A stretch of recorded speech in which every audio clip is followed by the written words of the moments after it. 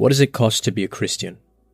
What does it cost to follow Christ? What does it cost to follow God, right? There's going to be situations in your life where you will finally get everything that you desire. But what does it cost at the end of it?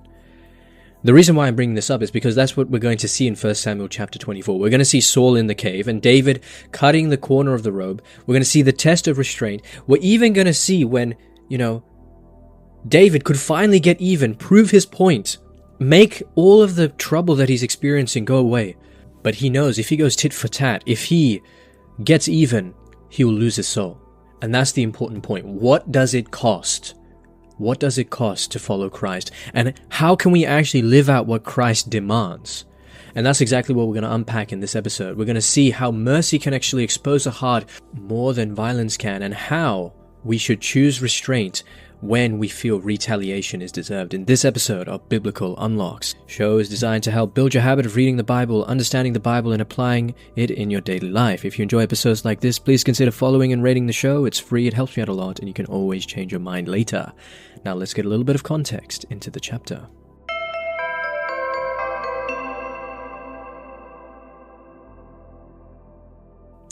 Okay, so 1 Samuel chapter 24 takes place in the wilderness of En-gedi. So this is where Saul enters a cave to relieve himself, and David and his men are hidden deeper inside.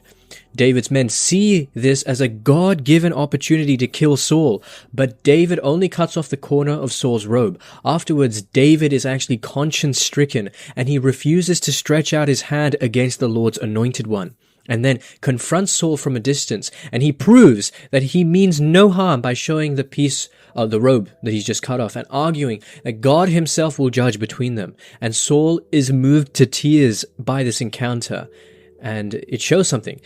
It acknowledges David's righteousness, and it shows that David is going to be the king. Think about what David is doing in this particular instance. The chapter, what David is trying to get at is restraint is important, conscience is important, and the idea that what God expects from us is often very different to what the world would expect. Okay, let's read verses 1 to 7. We're going to see Saul entering into the cave and David refusing to kill him. So why does David stop himself when the opportunity for revenge is right in front of him? This is the person who's been hounding him down, who's been trying to kill him for the past few chapters now. Okay, let's read. Verse 1. When Saul returned from following the Philistines, he was told, "David is in the wilderness of En-gedi." Then Saul took 3,000 chosen men out of all Israel and went to look for David and his men in the direction of the rocks of the wild goats. He came to the sheepfolds besides the road, where there was a cave, and Saul went in to relieve himself. Now David and his men were sitting in the innermost parts of the cave. The men of David said to him, "Here is the day of which the Lord said to you, I will give your enemy into your hand, and you shall do to him as it seems good to you." Then David went and stealthily cut off a corner of Saul's cloak. Afterward, David was stricken to the heart because he had cut off a corner of Saul's cloak. He said to his men, "The Lord forbid that I should do this thing to my Lord, the Lord's anointed, to raise my hand against him, for he is the Lord's anointed." So David rebuked his men severely and did not permit them to attack Saul. Then Saul got up and left the cave and went on his way. It's quite a brilliant contrast that we see at the beginning of this chapter. Saul, he comes into the cave, but he's not sure where David actually is because David and his men are hidden deeper inside. So this actually looks like a perfect moment to end the chase. This is the moment where they can relieve themselves of the pain and suffering that they have been experiencing. And what do we see with David and his men? Right? They say, "Here is the day of which the Lord has said to you, I will give your enemy into your hand, and you shall do to him as it seems good to you." And then David went and stealthily cut off a corner of his cloak. But then David refuses to kill him. Why? Because Saul is still the Lord's anointed, and he refuses to let his own personal vindication, his own feelings, his own personal justification get in the way of divine justice. That is the most important thing. His fear is in the Lord, and he refuses to take vengeance into his own hands. "Vengeance is mine," says the Lord. And why does cutting the robe matter? What's the significance of that? The robe, right? Cutting the robe is a symbol now of how close he came to actually dishonoring the king. And he feels troubled. There is a movement of his soul. He wants to avoid murder in this case, right? But his heart, because he's grounded in the Lord, he cuts off his robe and he feels the immense weight of his conscience. And he stops his men from acting too. He's not going to let them become instruments of his revenge. And he restrains them. The Lord will deal with Saul, and David is going to form a people under his teaching, under his leadership, that are righteous and grounded in the Lord, not in their feelings. Okay, let's read verses 8 to 15 now. We're going to see that David calls after Saul and argues for his innocence. My question to you is, why does David confront Saul with mercy instead of force? And I guess another related thing, which is related to the context of this chapter, is that, remember, Saul has been trying to kill David for the past few chapters because he is jealous of them, or because he is jealous of David and whoever tries and supports David and follows David. So this is critical to understanding why David's actions are so radically different and how they actually fulfill a person to come in the New Testament. Verse 8. Afterward, David also rose up and went out of the cave and called after Saul, "My lord the king." When Saul looked behind him, David bowed with his face to the ground and did obeisance. David said to Saul, "Why do you listen to the words of those who say, 'David seeks to do you harm'? This very day your eyes have seen how the Lord gave you into my hand in the cave, and some urged me to kill you, but I spared you. I said, I will not raise my hand against my Lord, for he is the Lord's anointed.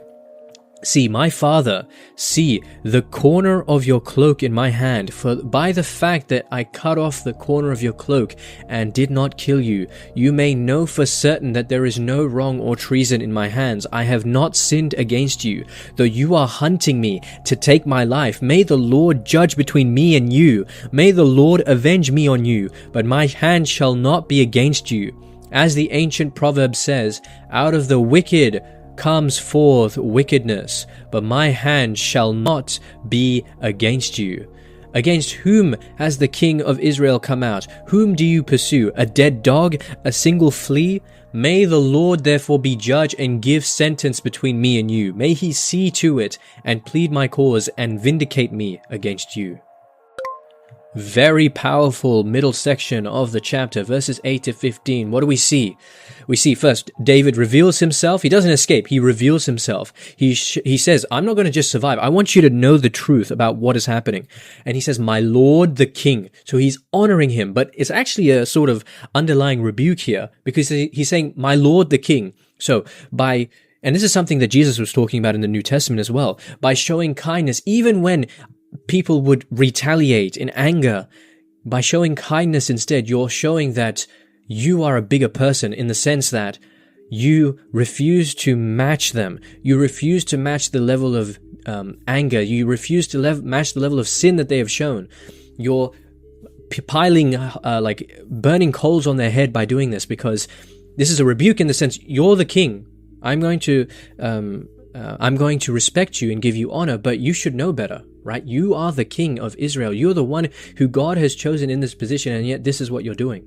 Second thing, we see how much David speaks about evil and wickedness in this section, because he's recognizing that he has not wronged Saul in any way, shape, or form, and yet Saul is pursuing him unjustly. And this is really important because it actually keeps David from appearing manipulative. He's not trying to manipulate Saul here. He's just telling the truth. He's pleading the truth in this instance. And you know what he says? He says, let the Lord be judge between me and you. Would you say this to the person who's been trying to kill you for these past few weeks? Would you tell that to Saul? I don't think so. I think we would say, I deserve to kill you. I think I should do it my way. It's always me, I. And it's our feelings that get in the way. But David doesn't let his feelings get in the way in this particular instance. A man after God's heart. And he compares himself to a dead dog or a flea, right at the end. And it's a way of saying, why do you hurt someone who's so insignificant to you? And it's meant to awaken Saul's conscience. And what's more, it's meant to show something. The Lord cares for a flea like me, and he recognizes his own state, his own sinful state. And he says, I'm not a threat to you. I'm humble before you. Why do you try and attack me? And in this way, he's showing that there is no fault in himself. All right, let's read the final 6 verses of the chapter. Verse 16. When David had finished speaking these words to Saul, Saul said, "Is this your voice, my son David?" Saul lifted up his voice and wept. He said to David, "You are more righteous than I, for you have repaid me good, whereas I have repaid you evil. Today you have explained how you have dealt well with me, in that you did not kill me when the Lord put me into your hands. For who has ever found an enemy and sent the enemy safely away? So may the Lord reward you with good for what you have done to me this day. Now I know that you shall surely be king, and that the kingdom of Israel shall be established in your hands. Swear to me, therefore, by the Lord, that you will not cut off my descendants after me, and that you will not wipe out my name from my father's house." So David swore this to Saul. Then Saul went home, but David and his men went up to the stronghold. So what is Saul's reaction to all of this? What is his reaction? He weeps. He weeps. Why does he weep? Why does he cry? Because David's mercy has pierced him. And for a moment, and just one moment, he sees the truth of what he's been doing. And these tears, they're real. And they leave us uneasy. Because this is not transformation. He's not transformed. But he confesses that David is righteous. And he even says that he will surely be king. But as we're going to see, his heart is going to remain unstable. So, the idea here, and I think the most important message of this entire chapter is, mercy is often more convicting than violence. And if that is true, then we should choose mercy instead of violence in all cases. Or we should try and be and act like Christ. People always turn to violence. They say, self-defense is okay, I can do this and that, and they give justifications. No, mercy. Mercy. Okay, let's have a look and see how this chapter fulfills Jesus Christ.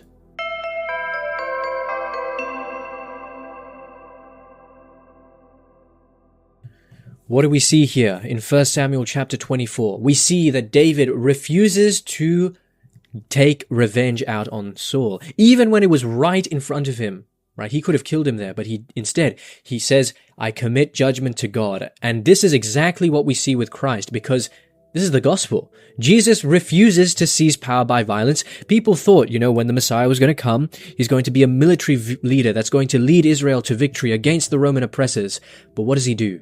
He refuses to repay evil with evil, and instead he entrusts himself to the Father who judges justly. And instead he kills his enemies, the enemies of the gospel, the evil powers in this world, through his mercy, through his sacrifice on the cross. And the same way we see David's mercy in the cave, he points towards the greatest son of David, who would be unjustly pursued, yet would not answer with retaliation, but rather with the cross of forgiveness, which is why we read in Romans chapter 12, verse 19 to 21, "Beloved, never avenge yourselves, but leave room for the wrath of God, for it is written, 'Vengeance is mine, I will repay,' says the Lord. Instead, if your enemies are hungry, feed them. If they are thirsty, give them something to drink, for by doing this you will heap burning coals on their head. Do not be overcome by evil, but overcome evil with good."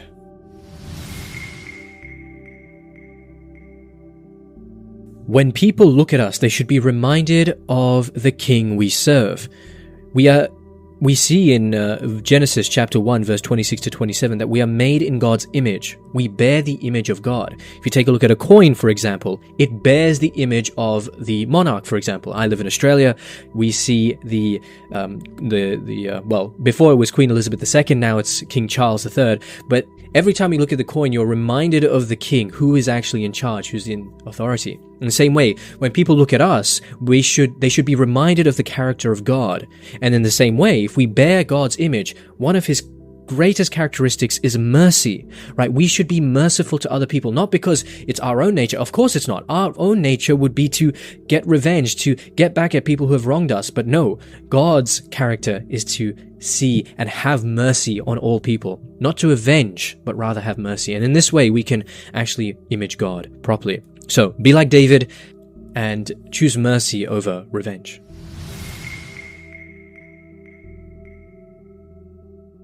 Alright, so that's it for this episode of Biblical Unlocks. We saw that David is given a real chance to kill Saul, but he refuses to stretch out his hand because he entrusts justice to the Lord. And Saul weeps after seeing this, and he actually admits that David was righteous. And this is the important thing, that mercy is more convicting. It can actually convict more deeply than revenge. Next time, we're going to move from the cave of mercy to the wilderness of need in 1 Samuel chapter 25. We're going to unpack Abigail, Nabal, and how wisdom can stop bloodshed before it begins. You don't want to miss it.